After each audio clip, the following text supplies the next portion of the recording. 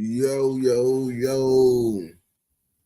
We back in this bitch, man. I ain't gonna cap to you, man. I was supposed to been up, but I'm fucking low-key KO.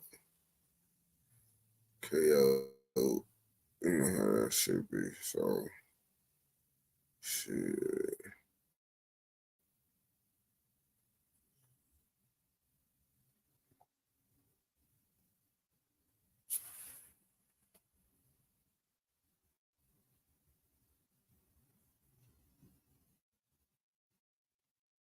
Mhm.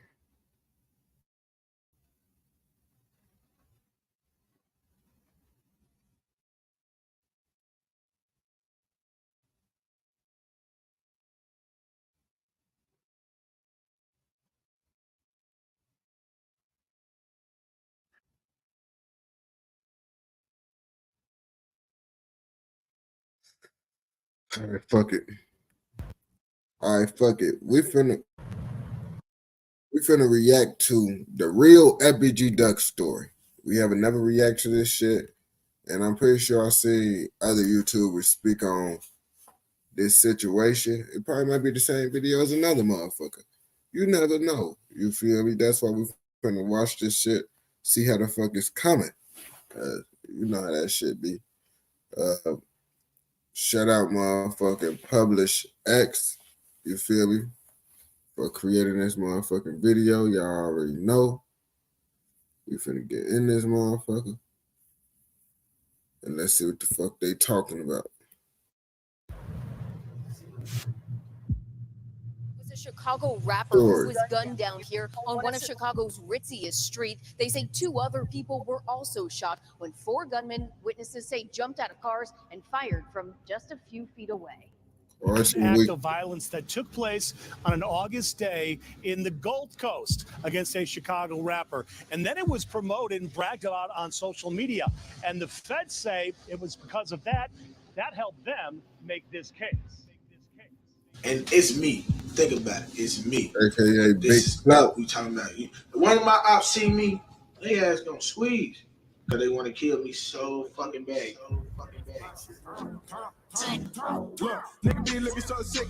Hey. Carlton Weekly was born December 6, 1993 in Chicago, Illinois. Carlton grew up on the South Side in an area known as the Low End. Raised in Ida B. Wells to be exact, it was called the Low End because it was the area where all the low-income projects were located. He had a huge family with cousins and relatives all over the east, south, and west side of Chicago. Although this can be a blessing, in a city like this, that means even relatives can become ops depending where they reside. That's how. Man, what the fuck? I ain't gonna cap to you, bro. Nigga, if you from Chicago, you gonna have motherfuckers out west, over east, out south. You feel me? Up north. That's just how the shit go. Y'all be trying to overdo it, trying to make, oh, that's a hard, bro. Motherfucker. I got lots of motherfuckers from different. If I want to be in the streets, I'll be in tour with motherfuckers too. It don't really matter about up north. You gotta understand, bro. Up north niggas is not getting into it with out south niggas. Out west niggas ain't really getting into it with over east niggas. It's like, bro, so that shit don't really like, oh, they necessarily gonna have more options just because they got family members from different sides. Now it's about the block, not really about the side. How seriously the gang war in Chicago is taken by those who are involved. When he was 3 years old, his father was convicted and sentenced to 24 years behind bars. Damn. He would spend his childhood living with his mom and siblings at their grandmother's home on 63rd and St. Lawrence. Sometimes there was as many as 15 people living with her. His grandma was nicknamed the Queen of the Low End because of this, and whenever she relocated, the whole family would follow. With his dad behind bars, Carlton said it made him mature faster and taught him to take responsibility early on. His mom gave him the nickname Chunky Duck as a child because of his size, and it ended up sticking. So that's how he got the name FBG Duck. Oh, that shit crazy. I didn't know that. So he was Chucky Duck. And then he be like, fuck it. Let me keep the duck. And just add FBG in front of that bitch. Yeah, bro. Feel me. Hey, let me get some of this shit though, man. Let me let As Duck turned from a child to a teenager, he took a liking to the street life in Chicago.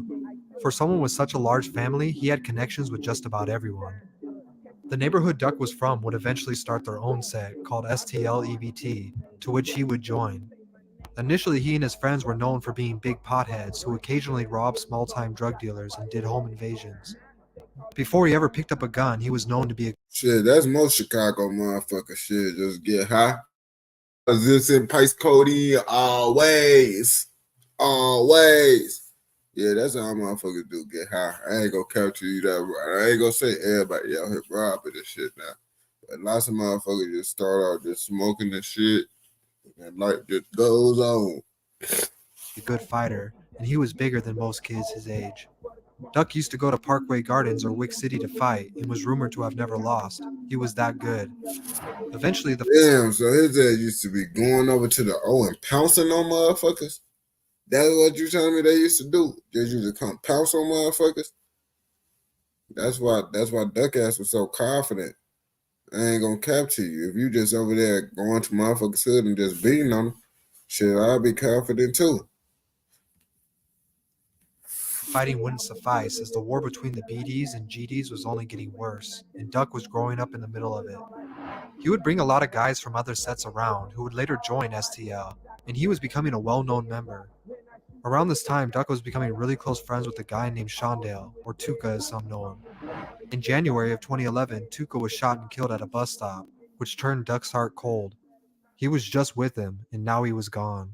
You know, when you meet a motherfucker and you real close to him, then if y'all click, then y'all click. You feel me? And me and him clicked. Like, that was one of my real close friends. Like, every day, like, spend the night at his house.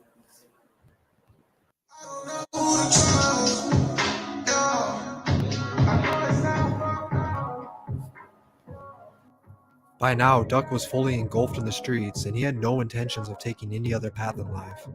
While this is happening, a guy named Billionaire Black started coming around STLEBT, and he too became good friends with Duck. Billionaire Black was an aspiring rapper who knew a lot about the industry, and he encouraged Duck to start rapping since he had been talking about it and freestyling for years. At the time, STLEBT had multiple op sets who were all getting recognition in the Chicago drill scene. As we know it, they often used music as a way to not only talk about the war, but throw disses as well. With some of them even getting nationwide exposure, Duck wanted to become the voice of his set, and that's what he did. Shit, I ain't gonna capture you. The BDs always been on top. Like, when it come to this rapping shit, once Chief Key did what he did, the BDs just was forever gonna be on top, bro. It's about who did it first. Keith ass did it first, so now the BDs on top. He and a few others would form their group, Flyboy Gang, or FBG, because they thought they were the flyest guys in school. It would also later be referred to as the Clout Boys, and Duck sometimes would be called Big Clout, but for the most part, he birthed FBG Duck here. All these ops steady hate saying what they gon' do. Sneak dissing on these songs, but they never ever He started recording his first songs and releasing them in early 2011, but he was still heavy in the streets. Duck was still shooting, robbing, beating people up, and selling drugs. He became a huge target after releasing his Duck freestyle on August 11th. The reason this was a big deal was because a man named O.D. Perry from Wick City was just shot to death hours before he dropped the song. This made O-Block furious, and he became a target. Although this may have seemed like negative attention, Yeah, that shit would be some fucked up shit. I guess it's like bad timing. Or they ass probably did that shit on purpose. Yeah, that's gonna most definitely make a motherfucker mad. Soon as they peoples die, they ops make a song. Yeah. Even if he wasn't specifically talking shit about OD, that shit still gonna piss a motherfucker off. Like, bro, you doing this shit right when motherfuckers pass away. And I know they were saying some subliminal shit up in that motherfucker. it jump-started his rap career, as the song gained a few 100,000 plays. He continued to release songs constantly, and his name only got bigger from there. Duck always had a crowd of friends that also rap, and he would put them on throughout his career. He wanted everyone to win. He was slowly becoming the biggest rapper the Gangster Disciples ever had, along with Lil Jojo. But Jojo was murdered in 2012, so Duck made it a point to keep his legacy alive and put on for the GDs. FBG shit. Turn up. FBG, bitch. With this type of reputation came a lot of responsibility. And you gotta understand when he say putting on the GDs, I mean I ain't gonna capture you, bro. He not really putting on the GDs. Them motherfuckers putting on where they from. You feel me? They crowd of people, whoever they clicked up with. All GD, just because you GD don't mean you cool with every GD. So he wasn't really doing that shit for every GD. You feel me? Some GDs is cool with Lil Duck and them if you ain't know. So that shit don't mean shit. Duck was really the breadwinner, and it was up to him to supply his side with guns and resources to make sure everyone around him was good. He was leading the BDK movement, which made him a really big target to O-Block, 600, and other sets who wanted him gone. He was carrying the entire block on his back. Because it's no secret these sets wanted Duck dead, he would have a few near-death experiences throughout his career. In June of 2013, he was shot in his calf, and again shortly after, shot in the ankle. He was even stabbed in the stomach by his ex-girlfriend. Damn, so both times when he got shot, bro, his ass only got shot in the leg and the ankle or some shit. Bro, that shit crazy. He was going against the leg shooters. They fucked up his leg. How you hit a motherfucker twice in the leg? Unless they were like aiming for that shit. I feel it more easy to hit This the body. didn't faze him though, and he continued the BDK movement despite both sides losing countless members. Duck was actually known to be a shooter. Although it's not confirmed he's actually killed anyone, he shot and wounded multiple people, including O-Block's T-Roy, who was... You gotta understand, bro. Look, keep it real now. A real killer don't want nobody to know that he's a killer, that he's did that shit. So it shouldn't be confirmed. If it was confirmed, I mean, he ain't do his job the right way. best friends with King Von. Eventually, Duck's music career was doing so well that he didn't even have enough time to be in the streets as much as before. He was still being blackballed as other rappers didn't want to collab with people like Duck, because if they did, they would probably be cutting ties with all his ops, such as Chief Keef, Lil Durk, and the 600 rappers, who were much more mainstream. But he was still making noise and doing big numbers online. In 2017, his life changed forever after seeing his brother and cousin shot dead on the scene. He immediately broke down in tears with his mom and sister. You see that boy motherfucking Doug be going through it, and I don't even think they mentioned his sister passing away from a house fire, his little sister. I don't know if they mentioned that, but that shit happened to him as well. He was angry and really wanted to avenge them, but his mother convinced him to get revenge through his music, not the streets. Duck released the song Slide shortly after, which would become his biggest to date with over 50 million plays. I ain't gonna cap that song Slide took over Chicago. Even the ops was fucking with that shit. They ain't go fly. Shit, everybody was listening to that motherfucking Slide. He took over the shit for sure. The song is considered one of the biggest drill hits of all time, and really gave Duck the recognition he deserved after almost a decade of music. 21 Savage would hop on the remix and is one of the only mainstream artists to collab with him. After this, he signed a record deal. Damn, 21 Savage is a real nigga because he be doing motherfucking songs with the BDs, Stones, anybody. And his ass do songs with GDs too. I don't think he gonna do that shit anymore, but he a real nigga for doing that shit. Worth around $2 million. He essentially made GD history as he was touching the same type of money Von, Keef, and Durk had. Some have rumored that Duck tried to stop the war, but it's unknown if it's true or not. He did, however, release songs like Chicago Legends in 2019, where he honored legends from both his side and the other side, something that takes a lot of humility to do. Unfortunately, he was already in too deep, and the target on his back too large. Yeah, his ops was like laughing at him when he did that Chicago Legends. And I ain't gonna cut it because motherfuckers be like, oh, how you trying to push peace? And he went to this straight after. They was talking about his ass when he made Chicago Legends, laughing at him. So you already know motherfuckers ain't finna keep on being nice. They gonna get back to this and shit, you feel me? What they want me to do? On August 4th, 2020, Duck set out to the Gold Coast of Chicago, an area that's known for its high-end luxury stores. It was broad daylight, and he was shopping for his son whose birthday was coming up. Duck and his girlfriend were seen by fans inside the store, to where he realized he needed to leave before his location was leaked. They went into the Dolce & Gabbana store to avoid conflict and waited. He purchased an expensive shirt and a pair of socks for his son's birthday. And with people recognizing him still, he asked the store clerk if he could leave out the back. The worker told him no due to the merchandise being in the back of the store. Given no choice, after about 10 minutes, they thought it was safe to come out. Now, if he was a bigger rapper, they most definitely would have let his ass go through the back. They ain't gonna catch you. That merchandise shit don't mean shit, depending on how big you are. That was just an excuse. They didn't want him to do that shit. That's all it is to it, you feel me? The Gold Coast was not a place where crime, especially murder, was heard of. As Duck and his girlfriend exited the store, 2 cars pulled up next to him and opened fire. Duck tried to shoot back, but his gun jammed. He fell to the street floor where he was shot around 15. And that's why you need to make sure you clean your gun and don't use no fucking aftermarket clips. Only use OEM Glock magazines, motherfucker. If you get a Glock, and make sure you clean that motherfucker if you don't want that bitch to jam. times. He would pass away later that night, just 2 days before his dad was set to be free from his 24-year sentence. Damn, Roblox that's celebrated, fucked while up. STLEBT mourned the loss of Duck. A dozen cop cars parked on King Drive that night in an attempt to avoid retaliation from the GDs.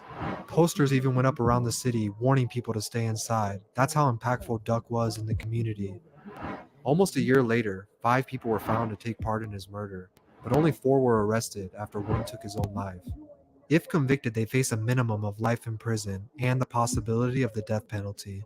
Damn. A lot of people questioned why Duck wouldn't move out of Chicago after signing his multi-million-dollar deal like the other rappers did. He answered this by stating too many people in Chicago relied on him for him to get up and leave, but this ultimately cost him his life. His ass should have left, bro. These niggas be trying to prove a point that they so tough. That be the problem. Like, man, I'm tough. I don't need to motherfucking leave. I'm a real nigga. I don't gotta worry about nobody in my city. And that be the problem, bro. Get your bread up. You got your bread up. Get the fuck out the city, gang. Come on now. That's how you really will help motherfuckers out, by leaving the city so you can really grow and develop and shit, gang. Really get that shit out there. You stand in the city, you ain't gonna get nowhere. But dead or in jail. That's how that shit go, bro. Gang. There's no question Duck's legacy will live on with his music, and when speaking from legends from Chicago, he deserves to be remembered.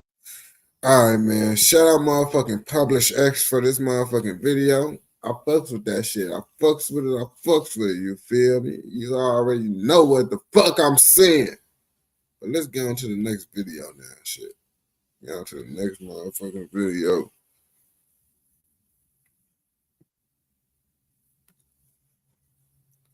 Then another FBG Duck video popped up.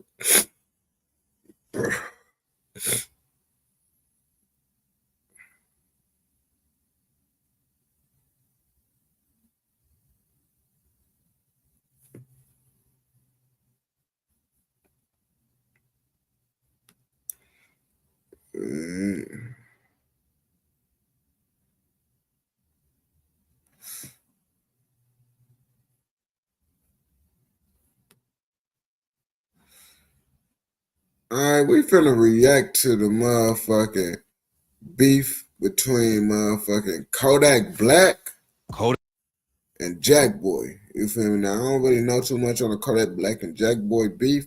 I just know they was cool at one point. Super close. Like, they was tight. And then motherfucking, they started falling off and shit. Now, I kind of know what happened, but I don't know what happened. That's why we watch a Hip Hop Daily video to figure out what the fuck happened. Kodak Black and Jackboy were day one homies who came up in the trenches together. But instead of taking over the rap game together, they sparked a crazy beef that almost got Jackboy killed. Kodak and Jackboy met when they were both living in the Golden Acres projects in Pompano Beach, Florida. There's not a lot of opportunity out there for poor kids living in the hood. So Kodak and Jackboy both ended up getting active in the streets early. Kodak was always rapping and would go to a local trap house after school to record music. But at the same time, he was neck deep in the trenches. He got kicked out of school for fighting and got booked for stealing the whip when he was still in middle school. And after that, he really started going hard in the booth. Kodak joined a rap crew called Brutal Youngins when he was just 12 years old. And a few years later, he came out with his first solo project called Project Baby. The tape got a little buzz on his name, but Kodak's real break happened in 2015 after Drake posted a video where he was dancing to Yak's song Skirt. But even after Kodak started making waves in the industry, he's been in and out of jail ever since. Jackboy started getting booked at a young age too. He hopped up the porch and started breaking into houses and getting into credit card fraud. And when he was around 14 years old, he got sent to juvie for 4 years. A lot of fans don't know how tight Kodak and Jackboy. Yeah, so he basically motherfucking the experience his whole motherfucking high school. He said he got locked up at 14, got 4 years. Shit, you didn't get really none of your teenage experience, gang. You got jumped straight to adult. Really were before all the beef started. According to Jackboy, Yak was the only person besides his own mom who was holding him down while he was locked up. During an IG live session from back. That shit crazy. If Yak was the only motherfucker that did that shit for you, bro, there's no reason why y'all should have fall out like that, bro. You gotta try to make that shit work, gang. If he was the only real motherfucker that was supporting you, you being 100. But if Kodak was on some weird shit, that shit don't matter. You gotta cut him off. Back in the day, Jackboy said Yak is the only dude who ever checked in on him while he was locked up and put money on his books. Let me tell you what Kodak was doing when he was 14. This nigga was writing me every week, y'all. At 14, juvenile program, you can't send no money at that point. Him and my mom, the only person that sent me money. Jackboy came home from juvie, and Kodak was already working hard on getting his rap career popping. But instead of hopping in the booth, Jackboy ended up back in the streets and went down with a 4-year prison sentence. While Jackboy was behind bars, Kodak was on his way up in the rap game. He signed a deal with Atlantic Records and started his Sniper Gang label. Kodak was working with massive artists and was featured on the XXL freshman class in 2016. And by the time Jackboy got out of prison, Kodak was one of the hottest new rappers in the game. When Jackboy came home, he hopped in the booth and started making music too. Kodak signed him to the Sniper Gang label, and fans thought they were going to take over the industry together. Everything was cool for a while, but then Kodak's issues with NBA Youngboy sparked a wild beef with Kodak and Jackboy. Kodak Black and... Damn, I didn't know that motherfucking NBA Youngboy situation had something with Jackboy and Kodak falling out, because I know Youngboy and Kodak used to be cool with each other. They had like kind of like a love-hate on and off situation, kind of like Jackboy and them. Well, I can't compare that to Jackboy though, because Jackboy and Kodak is real homies. Youngboy, they just cool off of that rap shit. NBA Youngboy are two of the biggest rappers in the game right now. But before they were superstars, they linked up together on tracks like Water and Chosen One. Fans were rocking with the collabs. But then in 2017, Kodak allegedly sent a shot at Youngboy on the track Time Never Mattered and rapped, "But I hope that I don't go broke again. Nigga, I'm killing young babies.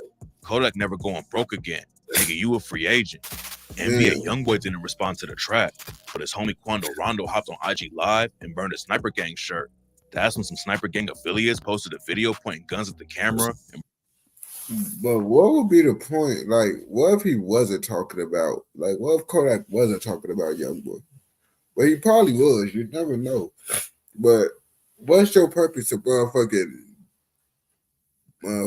burning the merch and pointing a motherfucking gun at the kid, bro? That shit ain't doing shit but motherfucking make you look bad with the when that indictment come. I don't understand why motherfuckers put themselves in worse situation. If you're a real street nigga that's gonna put in that work, you should be doing shit like this, okay? Because you making the police job easy. Burning NBA Youngboy merch. Kodak responded on Instagram and said he forgave Quando about the situation though. It's alright, y'all. You know what? I forgive you niggas, man. I forgive you niggas, man. And after that, it all calmed down. Kodak got locked up in 2019. Youngboy even dropped a track called Letter to Kodak and raps, "I've been in it for so long, but still can't get it right. Follow my heart, I'll never let no one control my life. Kodak locked up and I miss him, so I'ma send a kite." Kodak was facing some serious charges back then. He had just been arrested on a gun charge because he lied on the documents while buying guns. The judge handed down a 46-month sentence, but Yak was still facing another charge from when he got arrested at the Canadian border. Yeah, that man Kodak is a certified crash out. Like, this man is rich as hell. His ass still crashing out, bro. Just doing shit he don't got no business be doing. He could be making millions of dollars. with a Glock. Even though he was locked up and facing major time, Kodak was still tapped into what was going down on the outside though. And that's when his beef with Youngboy really popped off. And allegedly when Jackboy and Kodak fell out too. Youngboy used to date Floyd Mayweather's daughter, Ayanna, back in the day. And after they broke up, the situation got messy fast. Ayanna allegedly slashed his tires, so Youngboy dropped the track, Dirty Ayanna, rap, protect my heart with that rod. I'm running far out, she'll reach. I mean as far as the stars. Might have to cancel my cards. Don't come out after dark. I say she won't leave me alone. She slashed the tires on my car. Then in 2020, Ayanna showed up where Youngboy was staying and started fighting his baby mama. Youngboy's security kicked her out, but then she snuck back into the crib and started fighting her again. According to reports, Ayanna was losing the fight, so she grabbed a knife and stabbed Youngboy's baby mama. The cop. Come on, man. You can't be Floyd fucking Money Mayweather daughter getting your ass beat. Hell no, bro. You supposed to Michael patch shorty ass up, okay? You're not supposed to be out here stabbing motherfuckers when you Floyd Money Mayweather daughter. You supposed to be patching shit up, beating motherfuckers' ass. Okay, you make your dad look bad. Cops got involved, and a report came out saying that Youngboy is fully cooperating with authorities. When Kodak saw the news, he hopped in the comments and aired Youngboy out over the situation. He tagged Youngboy and basically called him a snitch and said, shaking my head, I see him have to write you a letter and tie your shoes for you, little bruh. NBA Youngboy clapped back on IG Live and started yelling at Kodak about how he's not going to take advice from anyone who's locked up in jail. These niggas watch me from a jail cell and be on my dick so bad, nigga. Niggas bitches. Niggas be writing academics about me, man. I ain't telling academics to post shit about me. Niggas hoes. I ain't never paid attention to a nigga, especially from no motherfucking cell, nigga.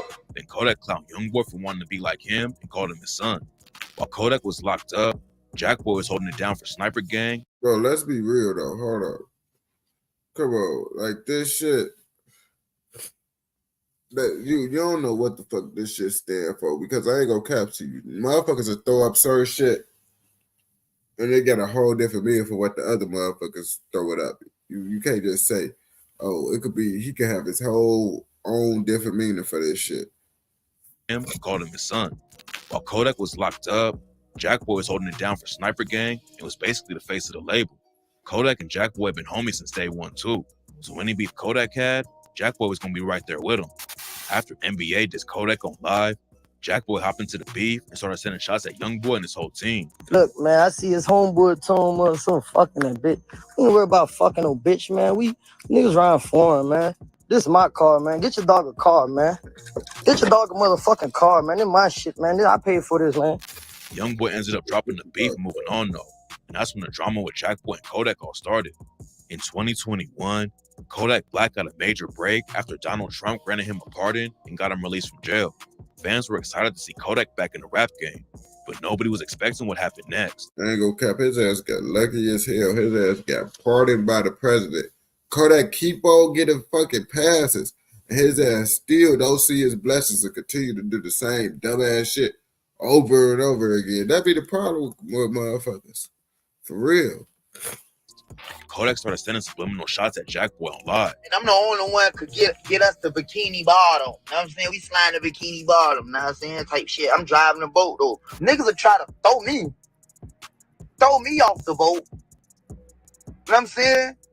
I don't know, off some envious shit, just jealous and just I don't know what these fuck niggas be thinking. You know what I'm saying? Jackboy responded and said that Kodak needs someone to help him drive the boat. I need 2 drivers on my team, man. Cause it be like one driver, nigga be driving for 8-9 hours, all sleepy and shit. I know you tired, but niggas just keep on going. Like, you need somebody else to help you drive sometimes. I don't want no nigga driving me 8-9 hours. Nigga know you tired. You trying to be the only person driving. Like, god damn, like, you'd rather nigga crash than somebody else drive, ain't it? Jackboy is keeping Sniper Gang running. Oh, damn. His ass did just say some real shit. His ass a damn nigga crash instead of let another motherfucker drive. That's how it be, though. Niggas will really do that shit, though. Like, niggas don't be trying to, like, niggas want to help, but niggas don't want to help you be in the same position that they in. You feel me? And while Kodak was locked up, they want to be. And rumors said that when Kodak came home, Jackboy thought he would still have some control over the label since he was the one holding it down while Kodak was locked up. At first, they were just sending sneak disses and had fans confused talking about who was driving the boat. But then Kodak called Jackboy out by name on IG and wrote, "Just made an M off Lil Jack. Thanks, Lil bruh." And took long enough, but that business must be stood on. Jackboy responded by posting the Kevin Gates track called Vouch, where he raps, "Put the folks in my business, gotta set court appointments, gotta suit up with lawyers, damn, this how we rockin'. They copyrighted my name and wanted $1 million. The label laughs in my face, I had to pay out of pocket." Then Kodak clapped back and said that he wasn't gonna get into internet beef with anyone and said that Jackboy owed him money because Kodak is the only reason he has anything. It looked like things were about to get crazy. But Jackboy went on IG Live, said that Kodak was his brother at the end of the day, and he wasn't going to explain anything to the fans or feed into the drama. Nah, that's my brother at the end of the day. Everybody know, like, as far as day one, Jackboy a real ass nigga. So I'm not gonna go into detail or explain shit to nobody. Like, I don't care. Kodak was pressing Jackboy for some money he allegedly owed him, and he acted with the disrespect to another level when he posted a video online of him throwing $100K cash into the open. You see, rich motherfuckers. Why would you throw a bunch of money inside the motherfucking ocean to prove that you got more money? Hell no, you could have proved you had more money by giving that shit to someone that actually needed that shit. The fishes ain't finna use that motherfucking water. That motherfucking money. What the fuck? Ocean and even flushed more money down the toilet. Come on, then man. Jackboy went on IG Live and started airing Kodak out. Back in 2019, the rap game was shocked when Nipsey Hussle was shot and killed outside his Marathon store in South Central LA. His death had a major impact on everyone. And that's why people were surprised when Kodak made some wild comments about Nipsey's girl, Lauren London. Right after Nipsey died, Kodak was on IG Live and said that Lauren was going to be single and he was down to smash, but that he would give her a year to cry. She could be a whole widow out here. I'd be the best man I could be, fuck. I'd give her a whole year. She might need a whole year to be crying and shit. I ain't gonna cap. That shit was a little bit too far to say, especially right when he passed away. But you know, Kodak don't be giving a fuck, especially his ass being high as hell off that substance shit. You know his ass be tweaking. I ain't trying to shoot at her. I'm saying this. Look. No, she could do 2-3 years, but I try to be that.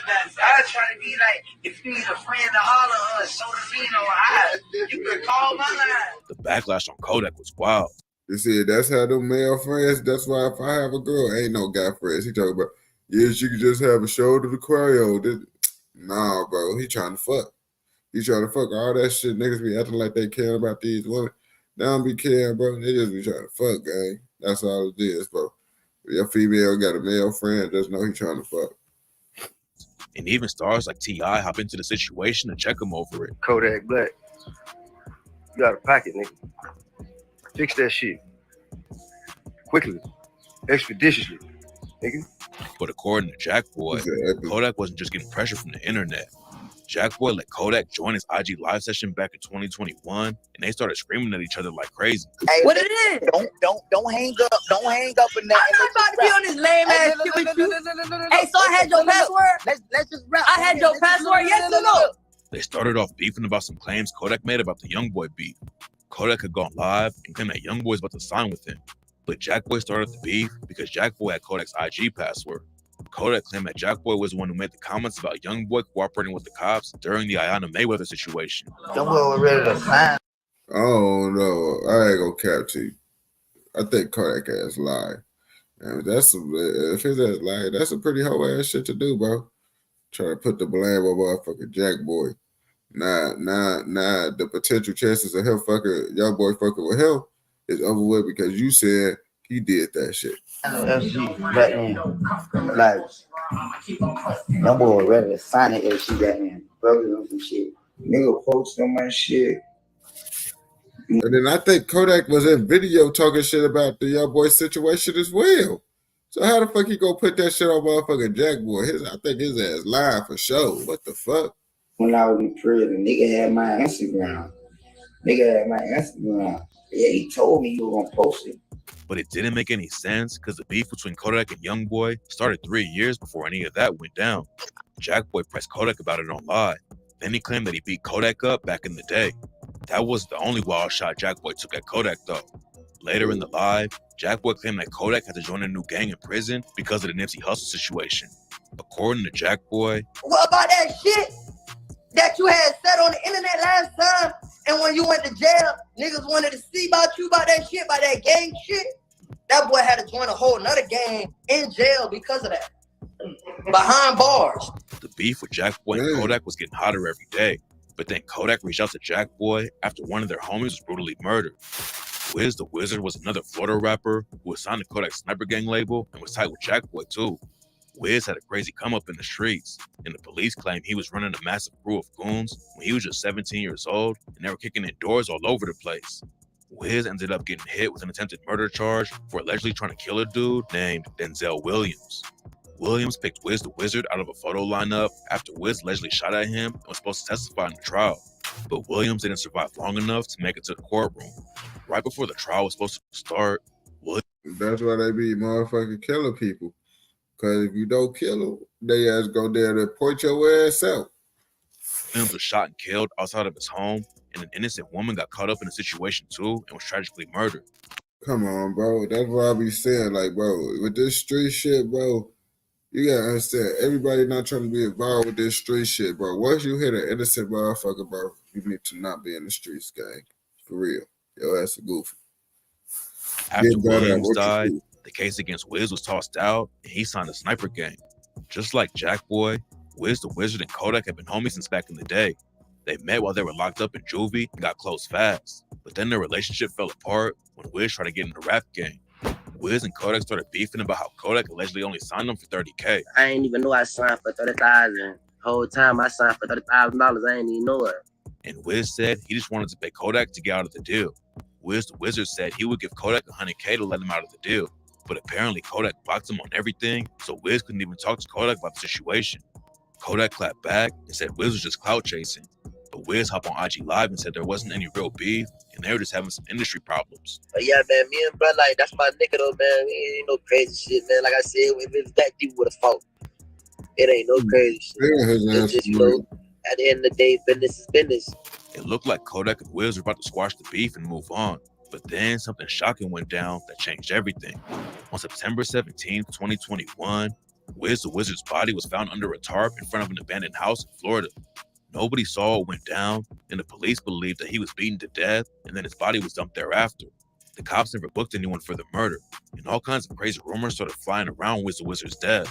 A lot of people think he was still in the streets, even though his rap career was popping off, and that the ops caught up to him. But there was another wild theory going around too, that claimed Kodak was involved with the hit. There's no evidence to back it up, but this is the rumor that some people believe. After Wiz died, Kodak was given a speech and said that he had just lost a very close friend and that he's been dealing with losses his whole life. You know, I just lost a friend, a very close friend for we've been friends for over 10 years. I just lost him yesterday. He got a beautiful baby girl too. So it's you know, it's crazy dealing with losing loved ones and stuff like that. It's hard. I've been dealing with loss my whole life. It seemed like Kodak was hit pretty hard by the news, but then he dropped the track Back for Everything and dissed Wiz with the line, "Yeah, Double M Gang, but I ain't talking Rick Ross. Double M Gang, I took that shit from Wiz. Rest in peace, my nigga, but it's his fault. The way he let them kill you like a jit." Damn, you see, that's a fuck. Yeah, you see, Kodak probably the reason why Jackboy got into it. Kodak, it seems like Kodak be on some fugazi ass shit that ain't gonna fly shit you, bro. And I think all them drugs he be doing be fucking up his head and shit. That's why he be doing shit like this.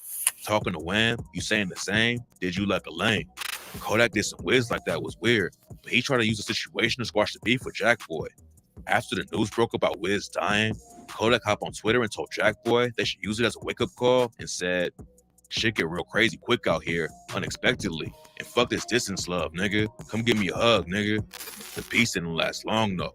And just a couple months later, Kodak said he was gonna sue Jackboy for breaching his contract with Sniper Gang.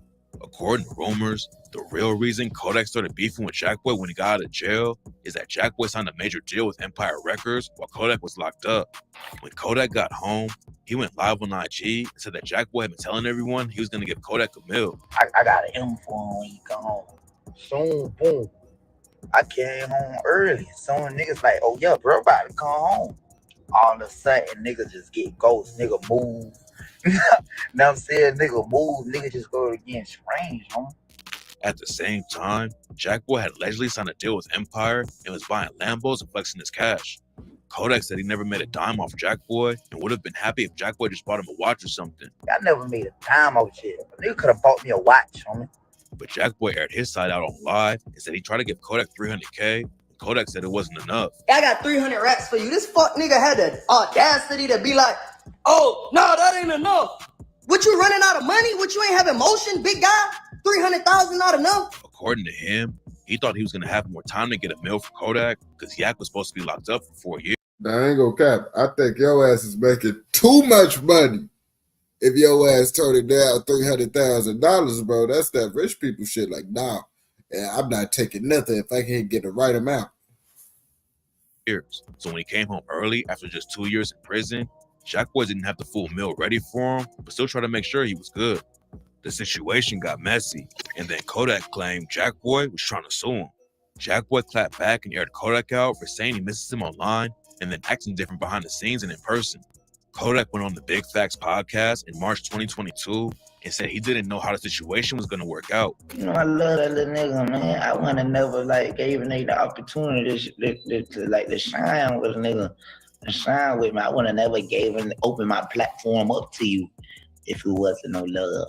Then a few months later, Jackboy did an interview with DJ Academics and gave some more details about the situation. I guess the beef started, I was in prison when the beef started. I was in prison in Virginia, and I guess the nigga burnt the boxes or some shit.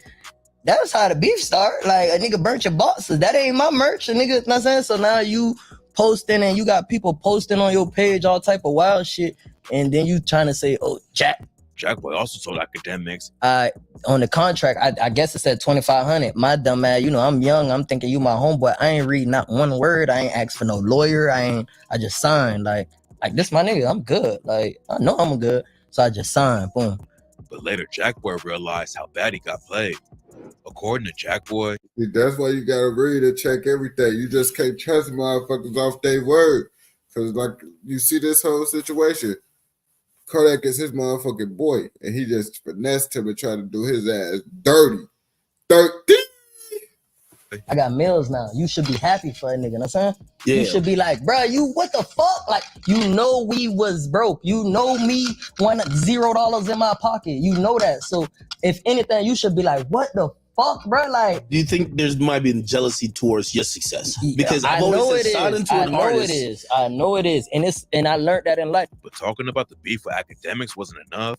I ain't gonna catch you. Motherfuckers get mad and they get on some hating ass shit when they see you don't need them no more. Like, damn, this motherfucker don't need me no more. That's starting to make them mad and envious of you, low key. You feel me? And Jackboy had to respond on record too. Kodak dropped the track Super Gremlin and took shots at Jackboy with the bar. We could have been superstars. Remember when we was jacking cars? Now it's not safe for you. You switched like a pussy little bitch. Damn, my nigga, you tripping. So Jackboy clapped back with a remix of Jay-Z's track, Renegade, and rapped, nigga, fuck you and your little gang. I've been a thug. You just doing it for the fame. Lame with a name. You ain't Z. You bought your way in. Boy, you ain't no killer. You be crying when you get caged in. Never been on PC. I'm in population with murderers. I was repping your brand, going hard, making sure they heard of us. There were rumors. I ain't gonna cap. Jackboy went crazy in that song. I ain't gonna flash you. That Renegade freestyle, his ass went cool. I was listening to that shit like 3-4 times a day. That Kodak even blocked Jackboy from performing at Rolling Loud after they started beefing. And Jackboy aired it out and rapped. Had to countersue. You trying to block motion. Want me to be signing you? Told Rolling Loud. Y'all let him come, then I'm not gonna be coming through. Hating on my success, hoping that people don't go and work with me. Then he went after Kodak for playing his own artist and said, you've been a bitch. You try to pull stunts with Wham and Wiz. You the only nigga I know that get mad when they artists lit. You the only nigga faking, acting like you about to spin. Yo ass a federal agent, protected by the president. Then at the end of 2022, Jackboy said he wanted to box Kodak in the ring and put $2 million on the line. I will put up $2 million right now to fight Yak in the ring. The boxing match never went down though, and fans were thinking the beef had calmed down.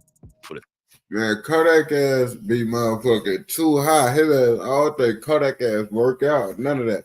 Jackboy ass be working out trying to get in shape. Kodak not in shape, he gonna get fucked up by that boy Jackboy most likely. On game. It turns out that in January 2023, it almost got Jackboy killed. On January 16, 2023, Jackboy performed a show in Sanford, Florida at a spot called The Barn. The show went down without any drama, but Jackboy had no idea that a huge crew of shooters were waiting to catch him outside. After the show, 6 whips full of dudes from a Florida gang called On Top Forever, or OTF, pulled up and started letting off shots into the Sprinter van they thought Jackboy was riding in. They were using high-powered rifles with armor-piercing rounds to make sure they got the job done. But it turns out they hit up the wrong van. The van they shot up was just full of innocent people who didn't have any connection to Jackboy. You see, that's fucked up, man. Like, if you go do shit like that, if you really go do shit like that, bro, at least know you hit it who you supposed to hit, bro. Because, like, you taking away motherfuckers' lives and shit over your little street fantasy.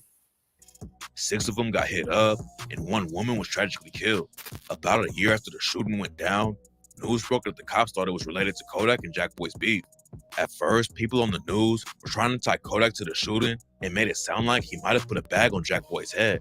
But that's not how it went down, according to the cops. The likely motive for the incident stemmed from a very public, high-profile dispute playing out on social media and in the court system involving Jackboy and a known associate of the shooters, another rap artist, Bill Capri, known by the stage name Kodak Black. The police think they were trying to get some clout by killing Jackboy, but instead an innocent woman ended up dead. Jackboy told Angela Yee in an interview that he got in touch with the woman's family and the whole situation had a big effect on him. Jackboy said that growing up, he got used to people getting shot and killed, but talking to the woman's dad made him realize how tragic the whole thing was, and it was the first time he felt really bad about someone he didn't know dying. Shit, that's how you grow in life. If everybody felt bad about motherfuckers they ain't no dying, maybe the world would be a little bit better place. But motherfuckers don't give a fuck unless it's their own people and shit. That wasn't the only time someone tried to take Jackboy out, though. In December 2023, someone pulled up to Jackboy's crib and shot a dude 3 times who was standing outside. When the shooting went down, rumors were flying that Jackboy had been hit up and was in critical condition. But then Jackboy hopped online immediately to let everyone know the story was cap. After the news broke that Jackboy was okay, everyone started saying that his brother was the one who got shot and had to be airlifted to the hospital. But nobody really knows who the victim was. Cops say Jackboy was the target, and they ended up booking 2 dudes for the shooting. It's not clear why they wanted to kill Jackboy, but it was a wild hit because they slid into a gated community to get at him, even though there were cameras everywhere.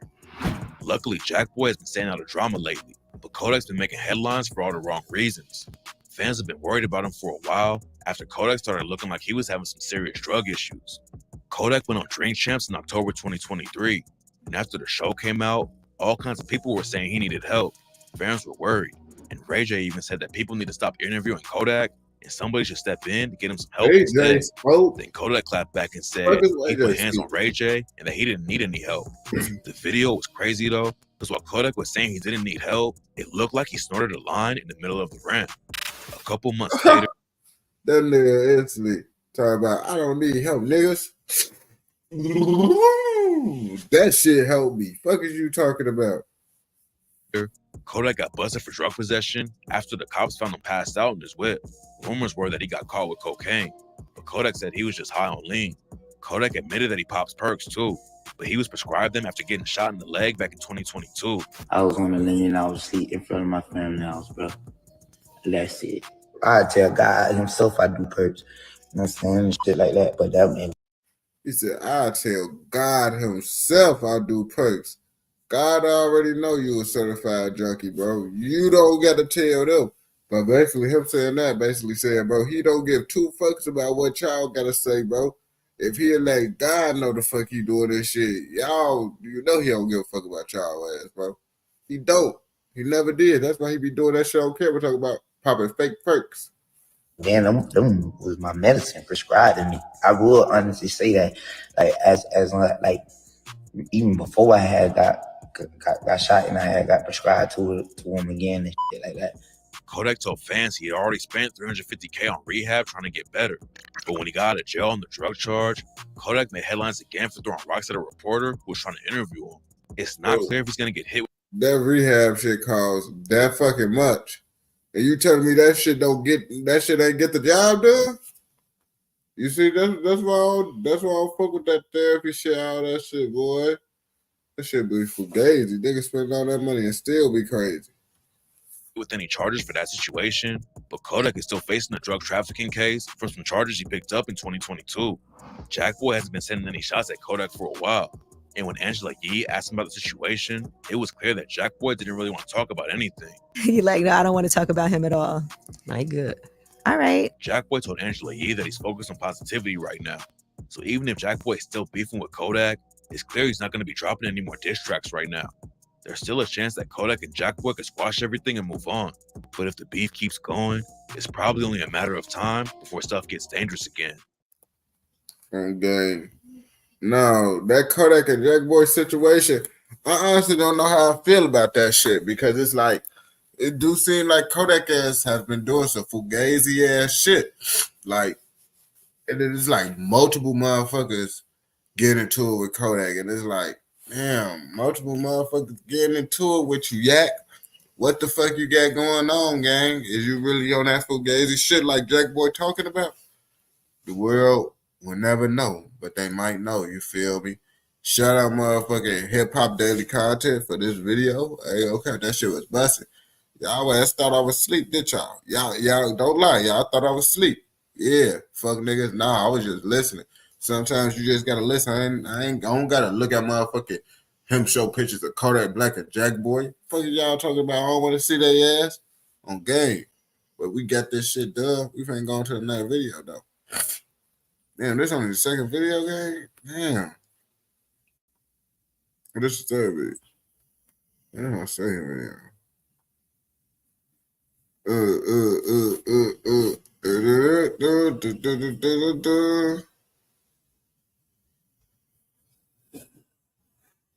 Fuck that mean? Oh my god.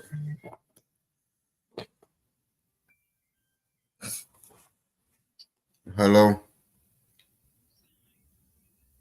Yeah, I was out that way, but I'm doing this live stream right now. I'm gonna call you when I'm done. Okay, love you.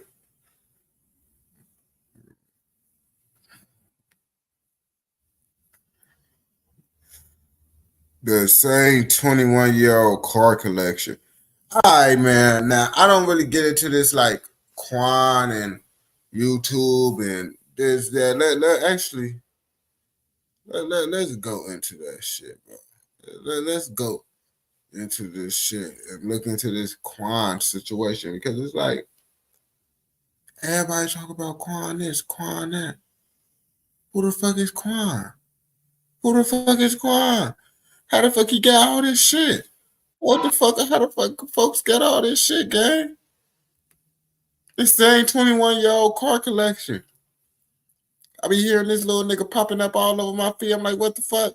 How this nigga just come up and do all this shit, gang? Don't worry, we finna look at his cars though real fast, man. See how the fuck this YouTube Quan nigga doing? Because obviously he doing something right, and I need to see what the fuck he doing, because he doing something the right way. What the fuck? How the fuck that shit look like that? I gotta look at this shit now. Damn! YouTube, what's good, y'all? Gang, folks. Do you got on a bonnet? What the fuck you got on your head, gang? I don't know. Look, it's Quan, and this is my 21-year-old car collection. Let's get into it. Yes, sir! Yeah, got the Hellcat. Hey, what's going on, y'all? My name is Quan. Like I said, this is my car collection at the age of 21 years old. So first starting off, we have my dream car. You know what I'm saying? I was able to afford my dream car at the age. That bitch so fucking sexy, gang. I ain't gonna capture you. That bitch sexy as hell, bro. His ass better be showing real good tours of these motherfuckers. 21, so I made it happen. Well, God made it happen. But look, check me out. As y'all can see, we have a McLaren 720S. Now let's close the door. Now this wrap, that bitch is sexy. like very special to me because it's like a combination of all the wraps of all the cars I ever had put in one. So we got the light cream in the front, dark cream in the back. Not dark cream, dark brown in the back. So it's like people actually call this car a cappuccino. I don't even know what that is, but that's a coffee, nigga. This is that, as y'all can see. These are the stock McLaren wheels, but I have custom wheels on the way. And I actually should have waited to film this video. That shit clean. That shit clean. I should have waited till I got the wheels right. So the 720S comes with stock 710 horsepower. I don't know why they didn't put 720 because it says 720, but it comes stock with 710. Stock 710, all the fuck I need, bro. Yo, that's all the fuck I need right there.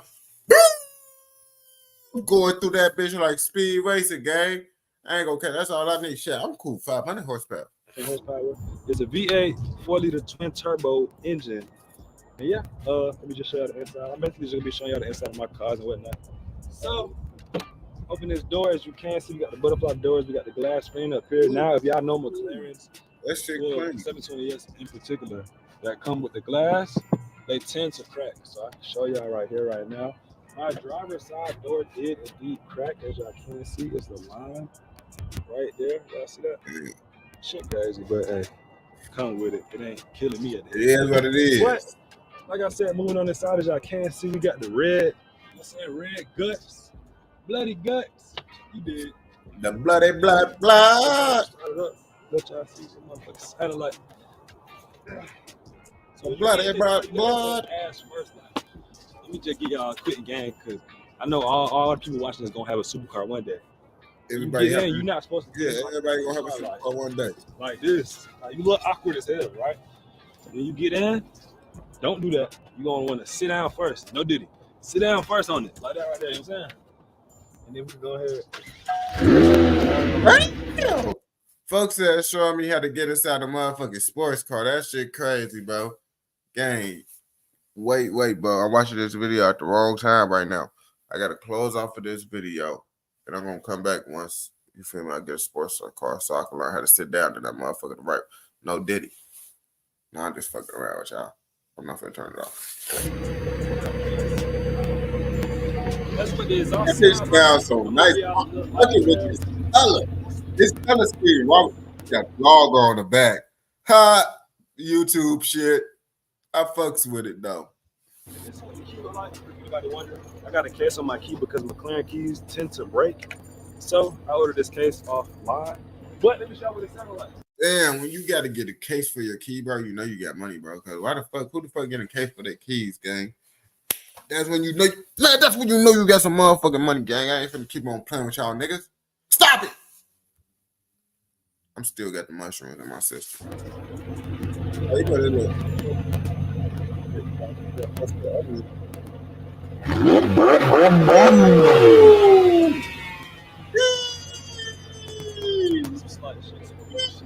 Also, this wing does go up and down. I can put it up and down.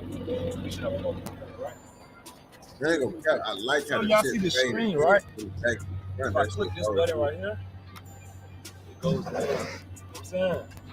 Everybody's supercar don't do that. That's why I personally love McLaren's, because it's like, they just come different and they fast as hell. Like, it's not. I like the way them motherfucking McLarens look. Like them McLarens look like it just look. I ain't gonna cap. McLaren look better than the Lamborghinis and shit to me. I don't know why. Like, and I love those Lambos. I kept like, I want a Lamborghini. When I was younger, I low key used to say I wanted a Bugatti. But now when I got to looking at it, the Lambos look better than the Bugattis in my opinion. You feel? I really a lot of cars in everyday traffic that can beat this car. Like, I don't think it is a car in everyday traffic that can beat this car. And when I say car, I mean like something with an engine. I'm not talking about a Tesla Plaid. It's not a car. It's a battery. Yeah, he said Tesla not a car. All the Tesla owners gonna be like, how dare you say that shit? How dare you do that shit? My shit can drive and my shit is electric and I get the power as soon as I put my foot on the gas because I got a battery power. Shut the fuck up, gang. We don't give a fuck about that weak ass battery power car. But y'all probably wonder like, y'all hear that? It's like a little siren. Y'all probably wonder like, Quan, what's wrong with your car? You can hear it up here. You hear that? Damn. So he had to drive this all comes the on every 720 years. This is the actual suspension that's making that noise. When I first got the car, I thought something was wrong with it. But if you come across any 720 years in the world, you're gonna hear that. And that's non-stop, constant.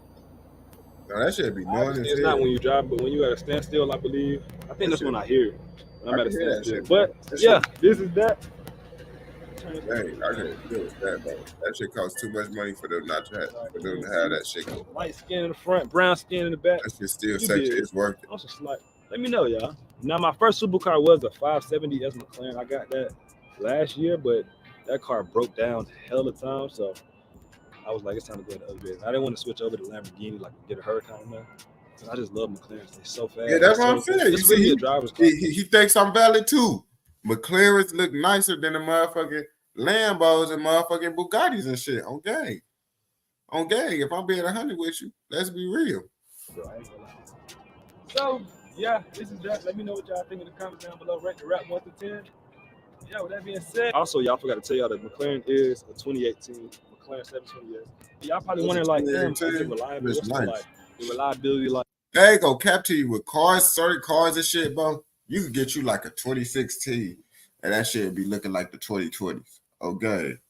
Like certain cars and shit, you don't even got to get the exactly new model because motherfucker, they be looking the same for like a good 4 or 5 years before they do a motherfucking redesign of what the fuck be going on and shit. Like, because I always hear a lot of bad shit about McLarens. Now, like I said, my 570, I did have a lot of problems, but with this car, praise God, I haven't had any problems, and I just hit 30,000 miles, so yeah. All right, moving on to my next car. As you can see, we got the murdered out, you know what I'm saying? All black, 2019 Dodge Challenger Hellcat red eye. Now, they go cap all the charges from like motherfucking 20 motherfucking, I think like 2016 up until like the 2020, up until like 2022. Shit, 2023, damn, all the bitches look the same. That's down to the same vehicle, okay? Not gonna lie, this is one of my favorite cars, bro. I genuinely love this car. My first car I ever got was a 2016 V6 Challenger, SXT Challenger. If y'all been watching me, I know. If y'all haven't been watching me, there it is. But yeah. He started off with the XXT Challenger. That should be motivation for y'all niggas, bro. You don't just start off in the motherfucking Hellcat, you dumbass motherfuckers. Everybody, why the fuck you don't get a Hellcat? As in every motherfucker, why the fuck they don't get a Hellcat? Bro, don't ask no dumbass shit like that. Obviously, a nigga don't got a Hellcat because either he don't want a Hellcat or they can't fucking afford a Hellcat. You see this nigga? He got all these fucking cars and shit right here, gang. All these fucking cars. And he started off in the XXT. I don't really got too much to say about this car other than the fact that I love this car. Now, I done had Charger Hellcats and Challenger Hellcats, and I can say, me personally, I feel like the Challenger looks better. But as far as comfortability, like the Charger, I feel like the Challenger looks better. But as far as comfortability, I feel like the Charger is more practical. I think I said that. Hell yeah, that's what I tell niggas, like if you only had one vehicle, right? You can only get one vehicle. You don't get two vehicles. If you get two vehicles, get whatever the fuck you want. But you get one vehicle, I say get you the Charger instead of the Challenger, just because every day living with a fucking Challenger, yes, that should be cool if it's only you. But say you just gotta do some shit that involve you gotta drive two people around. Just to do that shit gonna be more annoying, getting groceries, all types of shit. Just, you know. But as y'all can see, all murdered out, black everything. Murdered out, black? Black on black. Now this black is on black on black. Satin black wrap you can get.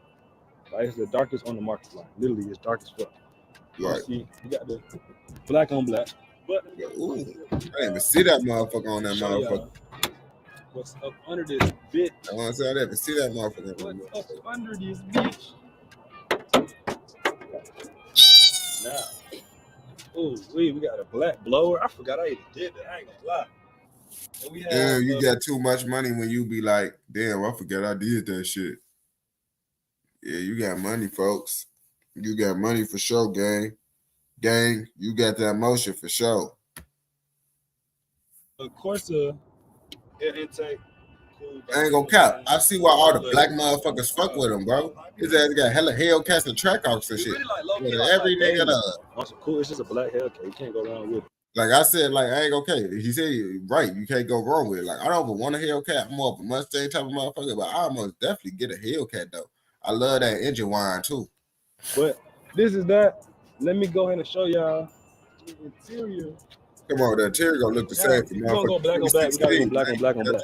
So we got the black interior as well. Black Laguna leather seats with the red seat back. You see that shit look the same in every fucking now, this car. car does indeed have stars in there. You don't need to see that shit. We saw it. Ooh. Y'all can't even see. I got the remotes right here for the stars and my stars. I might gotta come on the other side. All right, y'all. So as y'all can see, we got the Alcantara steering wheel. I got the red. Y'all probably wondering like, damn, that shit red. Okay, every here. Okay, got that. I got the color changer. I can change the color to any color I want, and that goes. The same goes for this. As y'all see, y'all know Dodge. The interior isn't the best, so I had to make the best out the worst. You know what I'm saying? So I put the red trim up there, and that can change any color as well from the app on my phone. And I also got it flooded with stars as well. And now this car is indeed slightly modified. You know what I'm saying? As you can see on the screen. Damn, that look crazy. But if I want to go in if I want to go in street mode, oh my god, boy, that's crazy. But yeah, I see it. Nothing too crazy. Now I'm not gonna give y'all the rev on this because I don't want to get kicked out yet. So I might give y'all the rev because this bitch is loud as hell. So yeah, that's that. Let's go ahead and move on to the next car. Before we do that, as y'all know, this is what the key look like for the Hellcat Red Eye. And now my keychain, y'all probably wondering like, everybody want to read. Oh, we know about the track call to the next vehicle. That now, track. Everybody know Quan and track calls, man. Now I can't. Right, I ain't gonna cap. I know about that track. I don't even know who the fuck folks ass is, but I be seeing the pictures of him in this brown track. I'm like, damn, that bitch nice as hell. I ain't gonna cap. One thing I can't say, Quan ass do be making me want to get like a motherfucking little hoop-de-doo. You feel me? Want to go woo woo. I think I was one of the youngest people on YouTube with a Trackhawk. I bought not this Trackhawk, but my last Trackhawk. I got a Trackhawk at 19, bro, and it was like a surreal moment for me because it's like I've always wanted a Trackhawk. See, like, congratulations, it's a Jeep with a Hellcat. Congratulations. Come on, and it's all-wheel drive. You can't beat that. But as you can see, we got the Mocha Hawk, the tank, whatever you want to call it. Like, I ain't gonna capture you. If I was to get an SUV game, I honestly, like, I don't really want like the Charger and Challengers. I prefer to get something else if I'm going into the sports car market. But if I'm trying to go into like sport SUV, I would most definitely give me a Trackhawk for sure. Like, that's one thing I feel like everybody who got money need to have them, you know, a Hemi up in their shit, bro. You feel me? Some need to have them little Hellcat. Something. Like, you gotta have some, bro, if you got motion. Just what, even if you don't fuck with it, you got to. Just a regular schmegular Hawk. Now, if you walk over here, you can see the Hawk did get a BBL. The Hawk is thick as hell. You got the BBL. There's not a lot of wide body Trackhawks out there, but I can say I'm one of the ones with one, as you can see. And this is not an option from the factory if you don't know. You can't go to the dealership and say, I want a wide body Trackhawk. They don't have that. You got to put the kit on. And this kit right here was, I want to say $10,000 for everything. For the kit. That's not even $10,000. You see, the car market gang is too expensive for me, bro. That's some shit like, damn, bro. What the fuck? Including the wheels. But yeah, this is indeed a 2021 Jeep Grand Cherokee Trackhawk. And yeah, this is my baby. I ain't gonna lie. 2018, then they probably look at the exact same way. Now, the white interior is that there? Exclusive to the 2021 Trackhawks because 2021 is the last year they made Trackhawks. Also, y'all seen the horsepower on that. The horsepower on this, I haven't dynoed it yet, but come from the factory, they come with 707 horsepower. Now, as you can see, we got the custom Alcantara steering wheel as well. With the woo-woo, you know what I'm saying? White seats, you know what I'm saying? Now, I don't have stars in this track. That shit clean as hell. I haven't got around to it. Y'all probably wondering, like, what the key look like. This is what the key look like in the track. Man, we know that shit gonna be a red key. I went for security downstairs. They told me it was like activity up here, so they had me come check on it. But I came up here, to my surprise, it's one of my favorite fashion designers, man. Like, what's show us love, appreciate you. Like, bro, I'm literally downstairs at the computer sketching out mock-ups and stuff. You know what I'm saying? Because I actually aspire to be my own fashion designer. So shit, it's just crazy, bro. Like, that's tough, Pete. Working to it. I got you, bro. Y'all inspire me every day. I watch you and Casper like every day, bro. Nah, for sure that love. Watching the man vlog, bro. Like, Yeah, bro. And anybody talk about your promo prices, bro, Yeah. tell them shut the fuck up. Yeah, man, y'all heard it. Shut the fuck up, man. Shut Yeah. the fuck up, bro. No Nah, cap. for real. But hell yeah, Leo game too. For sure, you're Leo. That's hard. Appreciate it, twin. Be safe. Y'all do y'all thing. All right. That's love, man. Look. That's love. That's hard. I ain't gonna lie. That's hard. If y'all don't know, I got social anxiety, so I may get a little awkward when it comes to people because I be nervous. But wide bitch, hip bitch, you know what I'm saying? BBL bitch, you know what I'm saying? So as you can see on the back, she just wide all around. We got the Corsa Extreme exhaust. Yeah. Oh, that bitch nice at the back. That bitch nice at the back.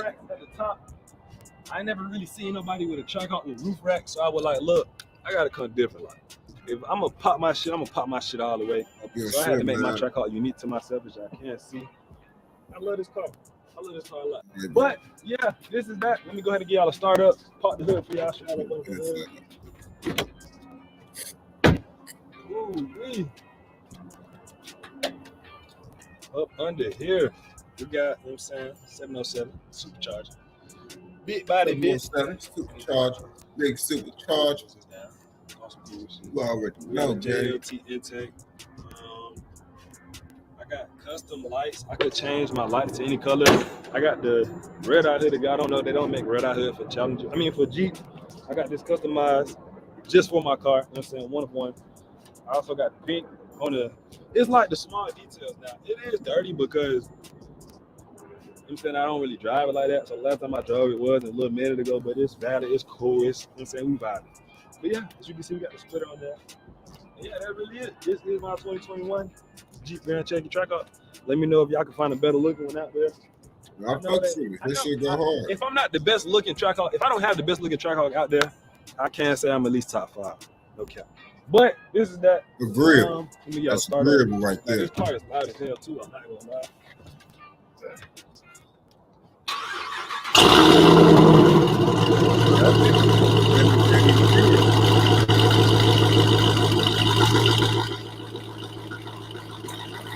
Shoot flames, all that. It sounds like a fucking cannon. I don't want to get kicked out. So yeah, that's that. Now that Lambo. Right, man, now moving on to my last and final vehicle, we have my 2020 Lamborghini Urus. You can see now, this is my newest pickup of all the vehicles, and I can say that bitch. I'm truly blessed to be able to even have any of these vehicles. Not gonna lie, but this car was one of them cars to where it was like it really opened my eyes to life. Like, damn, like this is really my life on some shit.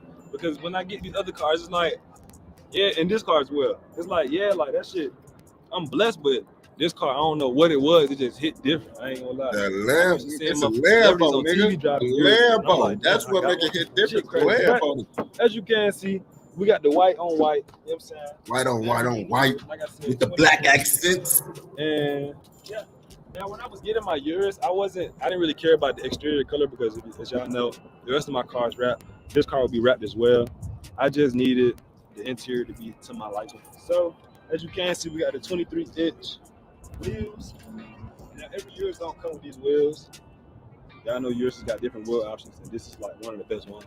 Now, I don't know that because I can't afford it. On the inside, as you can see, got it. Go all red interior. Oh, that bitch nice with the white and red. White and red, that shit clean as hell, folks. That shit was as big doing it with that bitch. Big doing it. But one thing I do like about this car is that it comes with massage seats now. These cars come with in the car horsepower from the factory, and I can't say I done already tuned it and put a little down pipe whatnot on there. So I don't got 650 no more. I got a little bit more, but I'm gonna get y'all a start up. Let y'all see what it sound like. And now, one thing I love about this car, the sound changes according to the mode. So I'm gonna turn it on for y'all. All right, show us, Dave. I hear that, right? It's quiet. Hey, old man, goddamn. And now I'm gonna go through the modes. Show us. Oh, that's it, mind you, this is Strata mode. I'm gonna put it in sport mode now. When I put it in sport mode, y'all gonna see the car raise up a little bit.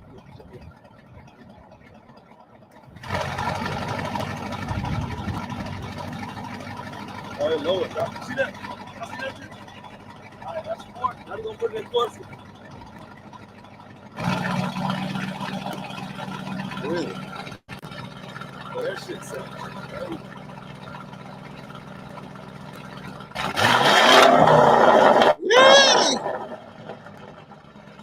son. Why you find that shit?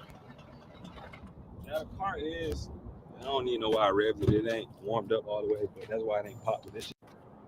I love that car so much because it's like, bro, I can massage my seats. Matter of fact, let me show you. Let me get in the driver's seat. All right, so boom. This is how you turn the car on. Lift this up right here. You could. Cool. And Lamborghini came up with a bright idea to put a key holder, you know what I'm saying? You can put it right there on some cool shit. Now, also, Lamborghini doesn't come factory with these interior lighting. I did get this installed myself. That side of the seat, on this side of the seat, as you can see over here, it's like right here, I believe. I'm about to push this on my side, right? It's gonna pop up on the screen. You see that? Cause this shit has massaging seats, bro. Massaging seats in the Lamborghini. I could, shit crazy, but. It's It is track. brand called 101. 101. You know what I'm saying? This bitch is hard as fuck. You got a brand page Instagram? Yeah. Go ahead and shout it out. I learned it called 101 Customs, _, of underscore. Oh, I don't know. It started with me playing He ain't gonna show my brands and crazy how God work, but like. All right, man. Shout out that boy Quan. He showed off the car videos. I honestly don't give a fuck about the rest shit you got going on. I want to see the car shit. So now, y'all already know we finna do one more reaction shit, man. Shout out Quan. He got some nice ass cars one day. I'm gonna have some shit like folks ass too. You feel me? Straight up just like that. Do one more.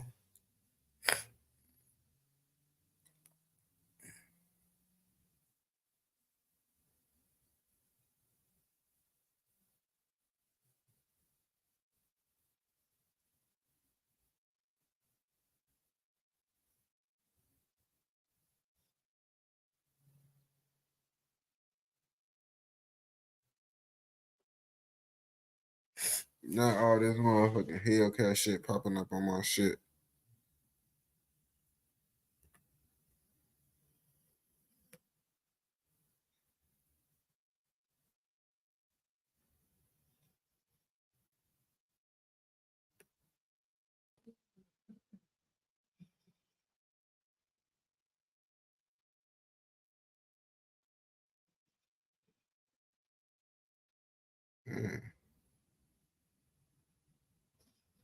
Somebody blind ass.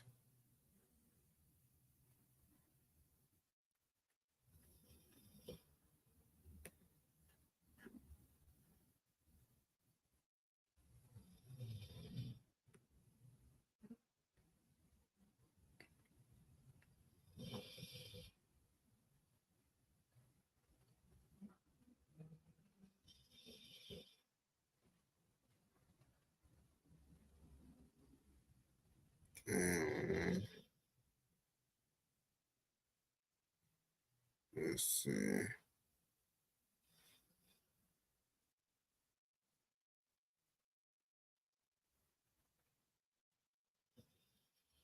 I don't really got no good shit for it.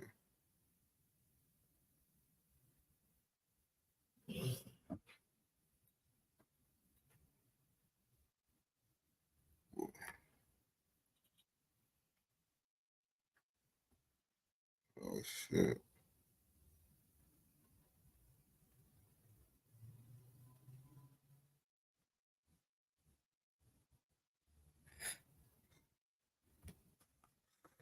Ended off with a motherfucker DJ.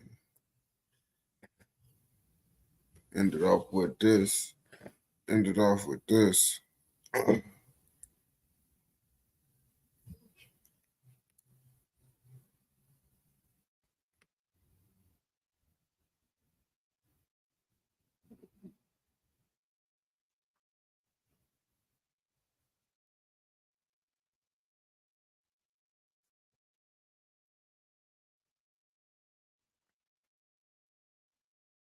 Let me see. All right.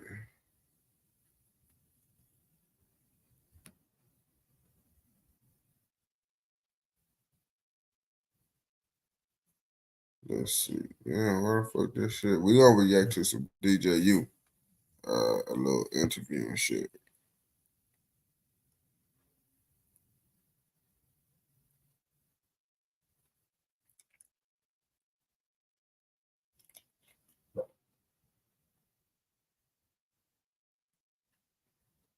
Okay, I just trying to figure out which interview.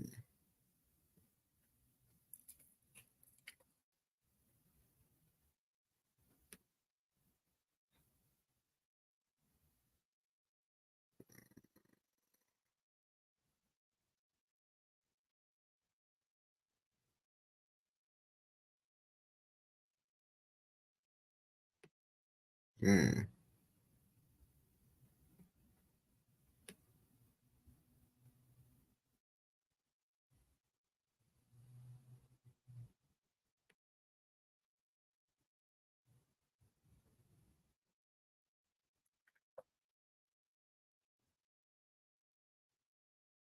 Hmm.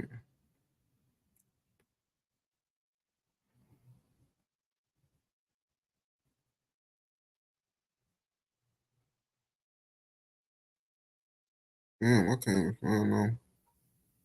You feel me?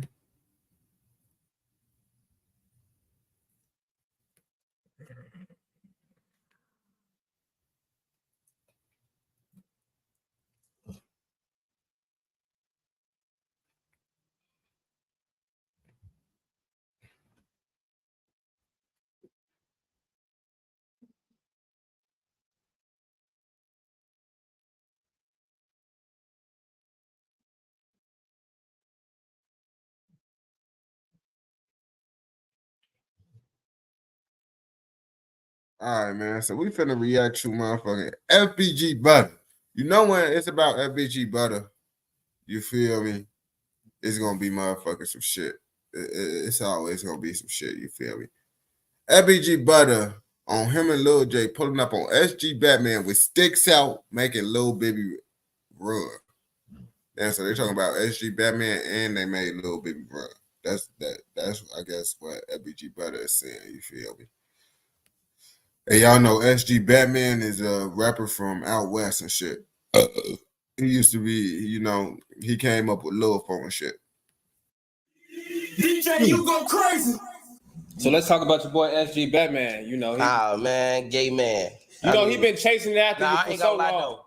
On some real shit. Go ahead, speak your piece. What you got to? How you feel? I just want to know what's going on, cause SG Batman, he just did an interview and he said, yeah, man, Butta and Lil J, they was mad at me because I was rocking with Chief Keef, and they pulled up on me out west with sticks out. The only niggas can ever say that we pulled up on them from out west gang is Kilo and D-Lo. Kilo and D-Lo, the boppers, the dancers. Yeah, y'all put up on the dancers? Yeah, man, Lil with J. Sticks out?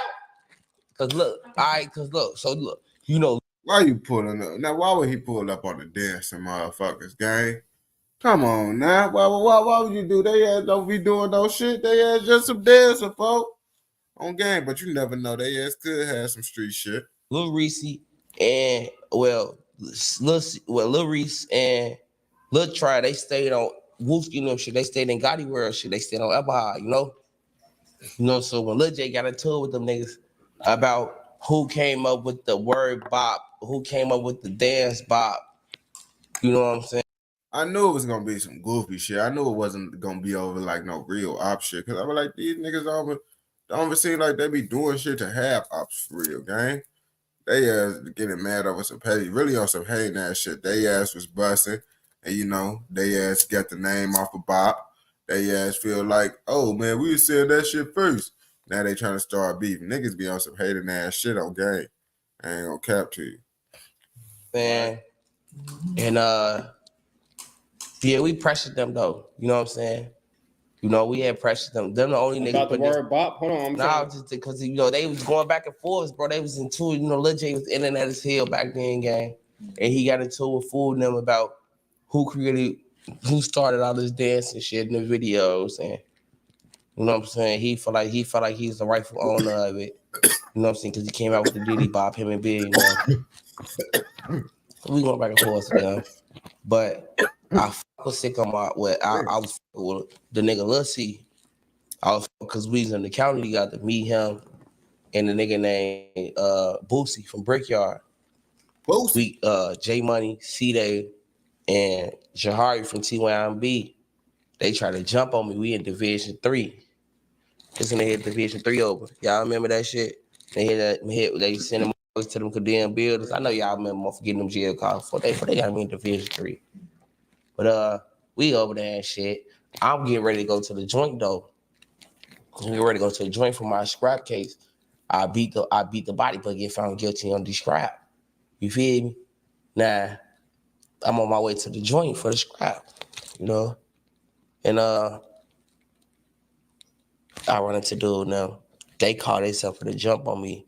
The little nigga Lil C from Sicko Mob, him and Boosie from Brickyard, they rocked out with me. You would have thought I knew them. The whole time I ain't know them niggas outside the bullpen coming to jail. You know? But they knew who I was. I knew who they was type shit. And matter of fact, I knew the nigga Boosie from Brickyard because we was in daily reporting together. Bro. So, you know, we rocking, we kicking shit. We both got snatched off daily reporting. You know how that shit go. Then we can run into Lil C. I be calling them Lil Reese because that's the name folks gave me. You know what I'm saying? Also, damn, me and y'all stay on our block. So, you know, we rotate when he go, my name Lil Reese. Woo, type shit. But, hell yeah. That shit was crazy, though. It be a lot of crazy shit going on. So what's the issue between you and SG Batman? That's what I was waiting on. You get to talk about Lil C. Yeah, you see what I'm saying? I got to talk about all the other people. Okay. So yeah, that's what I was trying to figure out. I was getting confused as hell. Like, bro, what the fuck gang are you talking about, bro? You see, that's why I fuck with DJ. He gonna get to it. Like, bro, we never get to the point, bro. Oh, and through all that talking, nothing came up with dude's name, right? Right. No funny shit. And nigga, when we pull up, nigga, we press niggas, bro. You know what I'm saying? Lil BB ran from us. This ain't no fucking cap. We pull up on rappers and press bitches. On folks' grade, that's why I be saying I don't be fucking with you rappers, because you rappers be hoes, gang. I'm my homie, boy. I don't took a nigga name a rapper that really tweaking. When they see me now, I'm my sister grade, bro. A lot of these niggas be capping on, you know, like Shorty who did that shit with Billy. Man, I really stepped on the shit because he's a fucking goofy. Niggas don't play with me like that in person, fuck. But we got the internet. You know what I'm saying? And he a new little rapper and shit. He want the views, gang. He want to get him some views and shit. He want to build him a fan base. You know what I'm saying? He feel like everybody, a lot of niggas feel like their niggas cash this Butta and blew up. So a lot of niggas want to diss Butta and think they gonna blow up. That's the same thing with Batman. He want to diss me. So he will rap about me in every song, gang. Y'all know I got one song that I dissed him in. And that was no pressure. I dissed him. I dissed his whole block. Fuck Shorty now. I had they hit his hood and them calling me like, hey, yo, why the fuck you saying why you dissing our idea, homie, gang? I'm in the studio from his hood, hey. Shorty, yo, no pressure song. That bitch was smacking until you got to dissing our idea, homies, gang. Shorty not from my block. Shorty ass from Maywood. He not even from out west. You from Maywood, gang. Damn. Brother. This internet shit, man, this shit is getting detrimental to the culture, to the community. You hit Why are you talking like I ain't that, gonna bro? keep dropping these jewels on you pussies, you hear me? But that's their little 15 minutes of fame, though, gang. On gang. I gave it to them. This was what they wanted. They wanted me to do this. Yeah. But in real life, gang, what do motherfuckers care about FG Batman? I don't be tuned into his little music and shit. He got some. Let's be real, bro. Ain't nobody tuned into no motherfucker ever. Who the fuck listening to Butta? Ain't nobody listening to Butta. Ain't nobody listening to SG Batman, gang. I feel more motherfuckers. I feel SG Batman than is a better rapper than Butta, in my opinion. That's just my opinion, though. Decent shit too, though. He can rap. He can rap. Right. But that shit can't get nowhere. Nobody listening to you, gang. I'm a non-rapping ass nigga, gang, and I'm bringing in more than more real than you on this shit. So it's like you been in this shit since 2010. Bitch, I'm a 2019 ass nigga, gang, with this shit, folks. And I'm up here with you. I'm up here with him, gang. You know what I'm saying? Man, I I'm got on DJU right now, showing off my reviews. I'm on TV. This is TV, gang. This is TV to the culture. All right, bro. Butta ass be gassing himself up a little too much, bro. His ass be thinking he more important than what he is, just because his ass motherfucking doing these motherfucking interviews and shit. But you know, shout out DJ U. His ass always coming with the bangers, back to back to back. I fucks with DJ U. You feel me?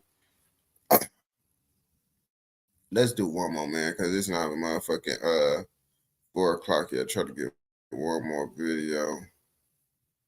Oh, here we go. Oh, yep, right here. Right here. All right, y'all. So basically, we finna react to the orchestrated hit of Lil PAB, ambushed in broad daylight. If y'all know who Lil PAB is Quando Rondo homie that passed away in motherfucking California. I don't know if y'all knew this, but Quando Rondo was in California and shit with his homie Lil PAB. And you know, they just living the California dream and shit. And then I guess by a gas station or whatever, his homie got killed. Some motherfuckers say it's about the Lil Durk situation and all that. Because I did see someone named Brick Baby talking about, oh, we got that get back or whatever. And then he spoke on Lil PAB situation. So we finna see what Dose of Mystery talking about in this situation. I fucks with their content. They always doing good content. Let's see what the fuck happened. Right now, the search is on for 3 people who police say shot at a Savannah rapper, a member of his entourage. It happened in Los Angeles, and cameras captured the aftermath. It's not intentional to make this all about Brick Baby or anything, but like, you know, I want to have the conversation. He basically put out a clip where he inferred heavily that Brick Baby is suspected of or was potentially involved with in some way of Lil PAB. Sheriff's deputies pulling out a man who had been shot in an SUV. Savannah rapper Quando Rondo.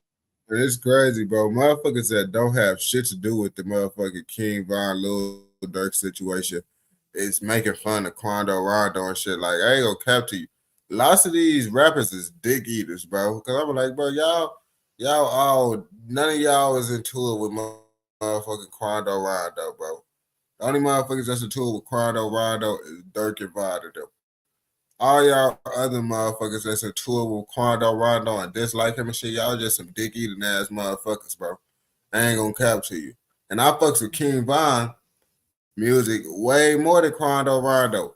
Motherfuckers over know I fucks with King Von music way more. But at the end of the day, you gotta be a real nigga, bro. That's what you gotta understand, bro. Real niggas, bro, gonna tell you the truth, bro. How the fuck you gonna be mad at Quando Rondo, bro, and you don't know him? Y'all don't got shit to do with him. Y'all fed of King Von, and now y'all think y'all into it with Quando Rondo on some dick eater shit. A passenger in that car frantic. I hate it when motherfuckers be talking about Quando. They don't got shit to do with the Quando shit. One seemingly calm Friday afternoon in 2022, Savannah Robinson, better known as Lil PAB, one of rapper Quando Rondo's closest friends, was hanging out with Quando and the rest of their crew at a gas station in the Beverly Grove area of Los Angeles. After putting gas in their black Escalade, the crew prepared to head back out. But unfortunately, you see, they wasn't expecting when niggas hear Beverly Grove. Come on, bro. Beverly Groves.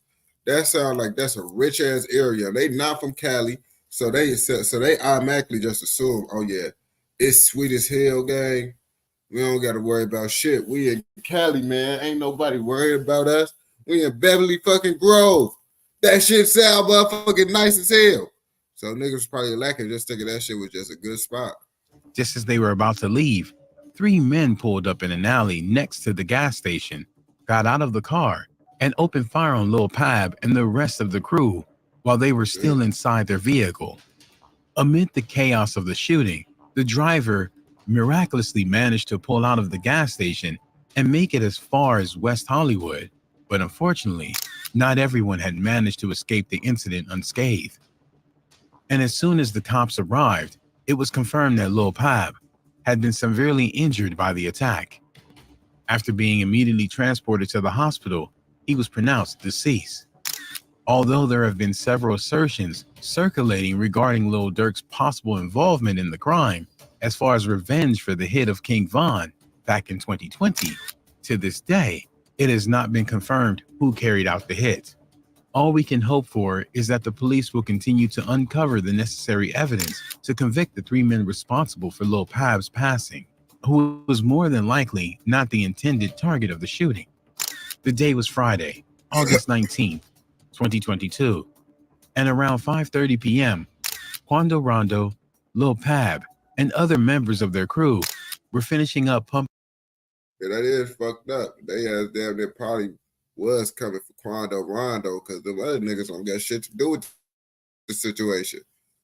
Myself for being associated with him. I know they damn near won't lose him, motherfucking Quando, if it did have something to do with this King Von situation. Pumping gas in their black Escalade at a station in the Beverly Grove area of LA, just a street across from the popular Beverly Station. A few seconds later, the crew hopped back in the SUV and got ready to leave. Just as they were about to exit the station, a white 4-door sedan pulled up in the alley right next to the station, from which 3 men in dark clothing got out of the car and opened fire on Quando's black Cadillac. At that moment, Quando and his crew were the perfect targets, as they were caught completely off guard. But as they were being sprayed with bullets, the drivers somehow managed to put the Cadillac in drive and pull out of the station, saving his life as well as Quando Rondo's. After leaving the gas station at full speed, the black Escalade eventually came to a halt in the middle of West Hollywood. Hey, go capture you, bro. If the driver ain't do what he did, man, it probably wouldn't have been no Quando Rondo right now. I'm gonna keep it a buck with you. It probably wouldn't have been no Quando Rondo. Just because, like, man, that shit stationary. They asked them that they kill someone and motherfucking, and they didn't even need that much time. Imagine if they had more time. Yeah, Quando Rondo probably wouldn't have been here. That driver, he need to get that driver a bonus or some shit.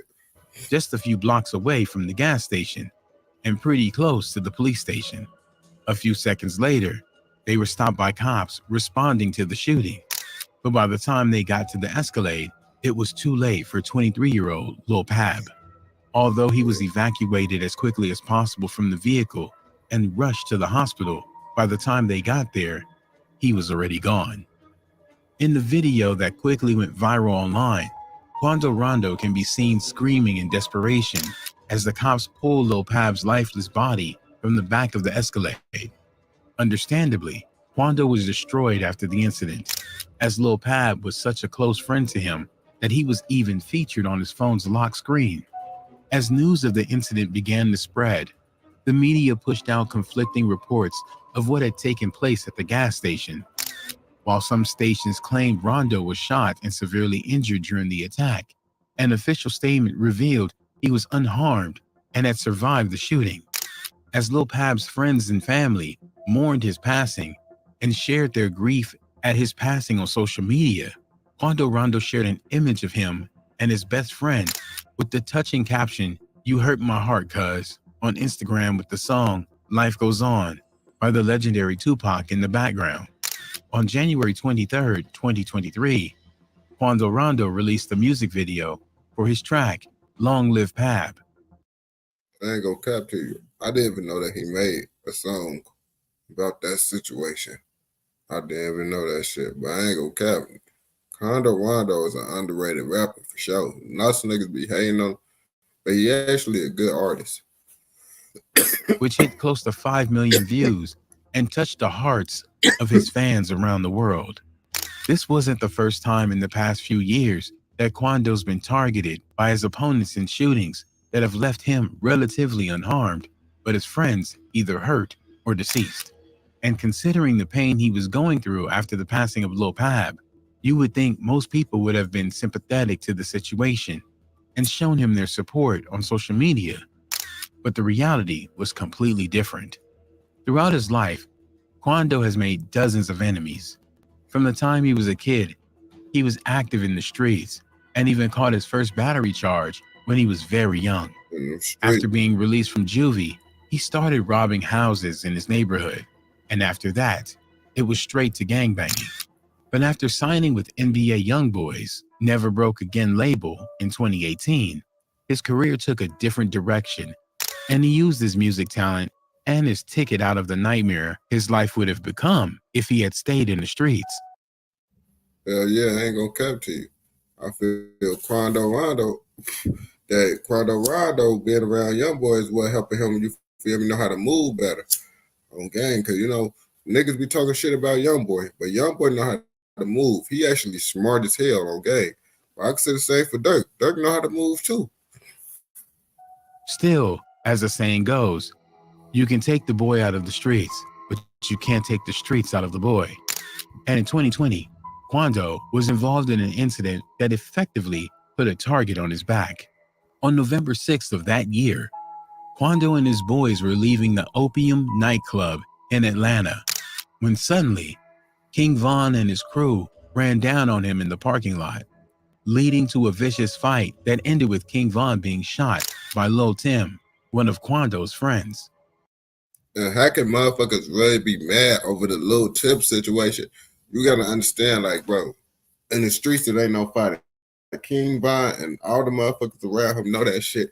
And I'm pretty sure there's a couple songs the motherfuckers said it ain't no fighting. So for you to go try to fight a motherfucker and think you ain't get shot, it's crazy as hell, gang. I ain't gonna cap to you. And then you gotta understand where the fuck you at too. You was in Atlanta, Georgia. They state with they laws, gang. They should have something different, bro.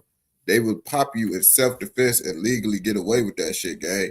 That's what motherfuckers don't be understanding. And you got to know your environment where you're around. But lots of Chicago motherfuckers, they get cocky. Be like, man, everybody else some hoes, bro. We real niggas, bro. Ain't nobody competing with us on gang, which is understandable, bro. We had some real ass niggas. But doing some shit like that, bro, is going to be your downfall. Thinking The like story that. behind Quando and Von's rivalry is a pretty long one. But to make a long story short, even though Quando didn't hit Von because he was at the scene of the crime, he made a lot of enemies after that night. In fact, after King Von's passing, Quando had to wait more than 6 months to perform live because pretty much every venue had flagged him as a security risk. And the first time he was able to perform again, he almost got hit in a parking lot after his show. According to several sources, Lil PAB was also at that shooting with him, but was not hurt. Following the King Von incident, a $1 million price was allegedly put on Quando's head. And due to the hefty sum of the bounty, it's long been suspected that Lil Durk was the one orchestrating the hunt. I mean, shit, did that nigga Lil Durk say he putting money on a nigga head in the song? Like, shit, the niggas literally be saying the shit in the song. There ain't no speculations. It's either he capped it or he died, because he said he did it.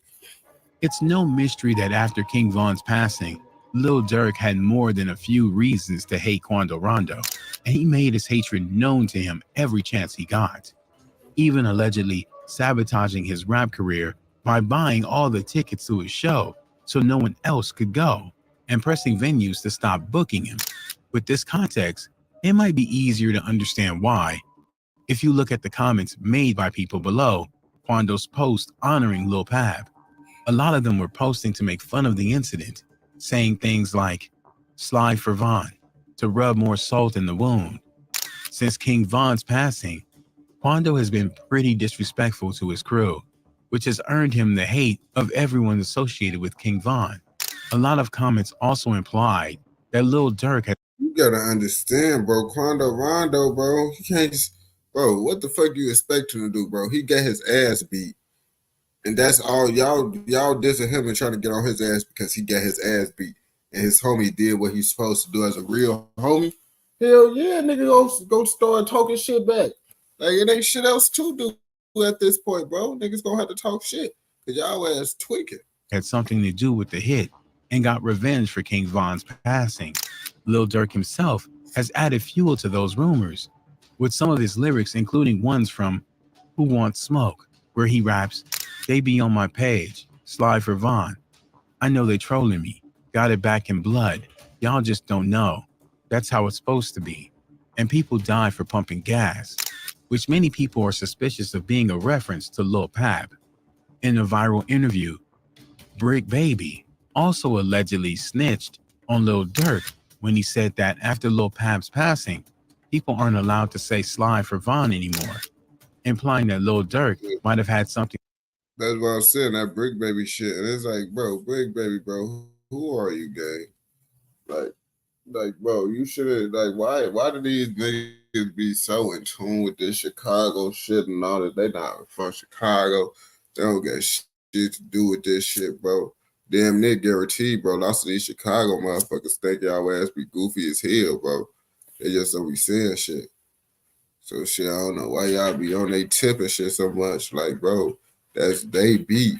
Let they beef be they beef. To do with the hits. Oh yeah, Slide for Vaughn, ain't right? nobody. Yeah. They say you can't say that no more. Why? Oh yeah, because of no. Like They who say died? you can't say that no more. Oh, because of FBG Cash? Oh, who? Nah, cause Lil PAB. Oh, what's that? But I'm just saying, they just say you can't say that no more. That's the new term on like no more slide for mine. In a later interview with No Jumper, Brick Baby denied having anything to do with the passing of Lil PAB. What's crazy about the whole situation is that there was once a time when Lil PAB, Lil Durk, King Von, and Quando Rondo used to be friends. At one point, NBA Youngboy, a close associate of Quando Rondo, even collaborated. You see, this nigga, what this dude did is, bro, he didn't really have enough information on the PAB situation before he died, so now he just mixing in the whole situation in total just to make it a longer video and shit. Cause I'm like, bro, this shit is not about PAB for real. This about with Lil Durk on his song King My Von Side and in 2017. Lil Durk was even featured on Quando Rondo's debut album, and some social media posts have been dug up from 2013 where Lil PAB expressed admiration for one of Lil Durk's songs. But after several sneak disses, fights over women, and gang-related issues, the tension between NBA and OTF would hit a point of no return in 2020, which turned a small rap-related beef into a full-on interstate gang war that would result in several unnecessary hits. Still, other sources claim that Lil Durk had nothing to do with Lil PAB's hit, and that the real cause of the incident was that Quando's crew failed to check in with the Crips in LA, which was implied by known Crips member and rapper Brick Baby. To this day. So if this shit has something to do with the Chris and shit, and the Brick Baby, the one that said this shit had to do with them not checking in, why would he say, motherfucking, you can't say that shit had to do with the Lil Durk situation? Talk about you can't say slap for Vaughn no more. That's why I don't understand it. That shit don't make sense to me, bro. Because if it's because of that situation, I mean, it don't got shit to do with the Lil Durk situation. So how can niggas say, I mean, the shit dumb as hell. Like, why the fuck is motherfuckers in the comments talking about slap about all this shit anyway? But you feel me on that note, bro, motherfucker, you just said it was about this Cali shit, not checking in. But then you just said it's about motherfucking the Lil Durk situation. So which one is it, gang? Which one is it? That's what the fuck I want to know. Day, no one has been arrested for the hit of Lil PAB. But regardless of who was responsible for his passing, it's sad to see how he was caught in the crossfire of a beef that didn't even start with him and ended up on the wrong side of a bullet that probably wasn't even intended for him. One thing that's been made more than clear, though, is that it's a pretty dangerous time to be Quando Rondo's friend. Disturbingly, around a week before the incident that ended with the passing of Lil PAB, Quando had posted an ominous tweet saying, "Once it happened, I ain't gonna be mad because I already been prepared for it really. But up until now, it's not his own." Damn. So he basically said, but I ain't gonna care to you. Lots of rappers be having that feeling, talk about how they be having that feeling that they're gonna die and all that shit. That's how that shit go. Some rappers get lucky, some rappers be unlucky and shit. But you know, that's the whole Lil PAB situation. He ain't really tell too much about the whole situation too much. It was really more so about the shit that everybody know, the common knowledge that everybody fucking know. You feel me? About the Rondo and all that shit situation. So I hate it when YouTubers do that shit, but that's how it be. I gotta get on to doing my other shit now. I need to get 4 videos done. You feel me? And it's 4 o'clock, 4 videos done. Gotta get these TikTok videos done.